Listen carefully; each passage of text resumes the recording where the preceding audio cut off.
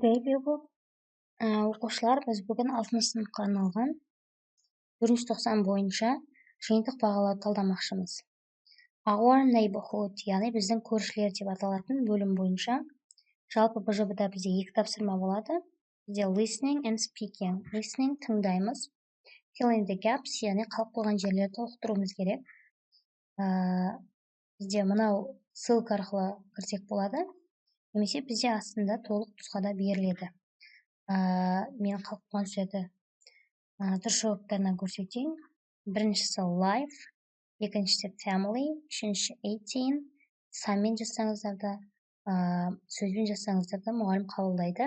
Spend, relaxed, country. Міне 6 жауабы. Бізде оны көрем десеңіздер, тексерем десеңіздер, міне мына жерде бар. Мынау сол сіздерге берілетін listening. Келесі бізде speaking. Мына сұрақтарға жауап беруіміз керек, сол тақырып бойынша.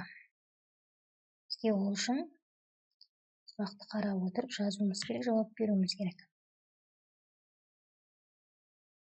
Бірінші сұрақ. What do you like about your neighborhood? Why? Яғни көршіміз бойынша не ұнайды және неге?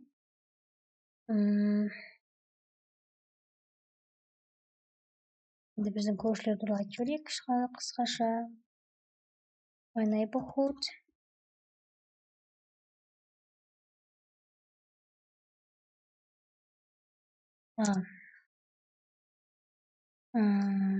Қасымызда не бар? Мысалға bank,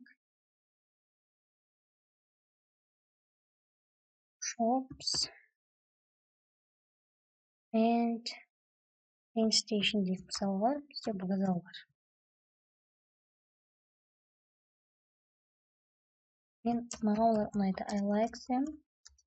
Мен неге? Because. Олар маған керек. It's very necessary. Олар маған керек деп айтып жатырмын.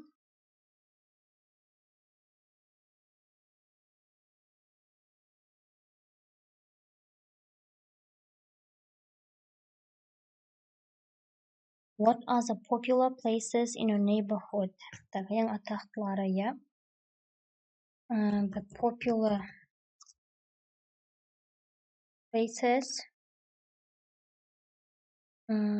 are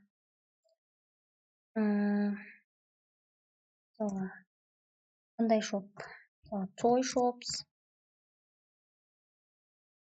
Сыйлық алатын дүкен, ойыншық немесе. And fast food restaurant. Көбісі барып fast food жейді. Мен ойдан құрап жатырмын, сіздер орнына басқа сөздер қойсаңыздар да болады. What is the difference between a town and a city? Яғни қалашық пен қаланың не айырмашылығы бар дейді. Қала деп біз адамдар көпті айтамыз,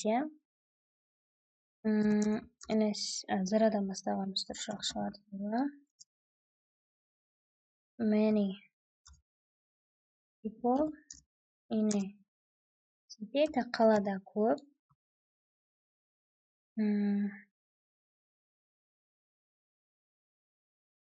Және де many people'дың қасына қоссақ. Соң не бар мысалға? Кептелістер болады, traffic jam деп айтамыз. And және үлкен көшелер бар дейік. And big street деп жазайық. Қалада осының барлығы бар. What is the difference between rural and urban? Енді бұны жазу үшін бізге бір не көмектеседі, мінекей. Сурет. Және оның не екенін білуіміз үшін мінекей rural деген не, urban деген не. Тағы да біреуін сипаттаймыз. There are jobs, opportunities, және мүмкіндіктер көп.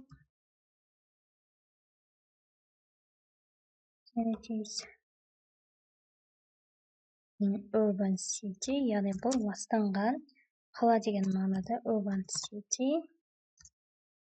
but жоқта ағаш аз дейді. Less trees, smoke and pollution, бұл да ластану. Бірақ ана жақта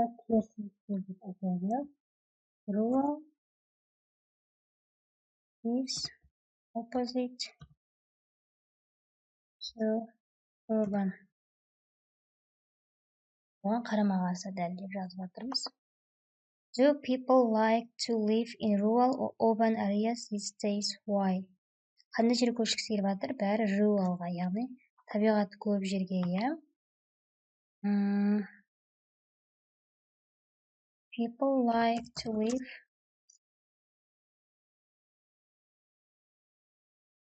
in rural areas. Неге енді? Because мен жаңағынан тағы қараймыз, иә. Неге? Себебі бізде ол жақта ағаштар көп. Because there are more trees, ағаштар көп. Fresh air, таза ауа. And less pollution, және ластану аз.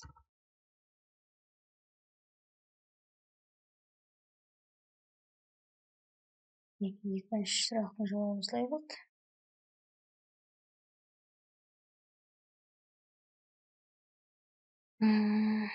Тағы сұрақтарыңыз болса, комментарийға жазыңыздар.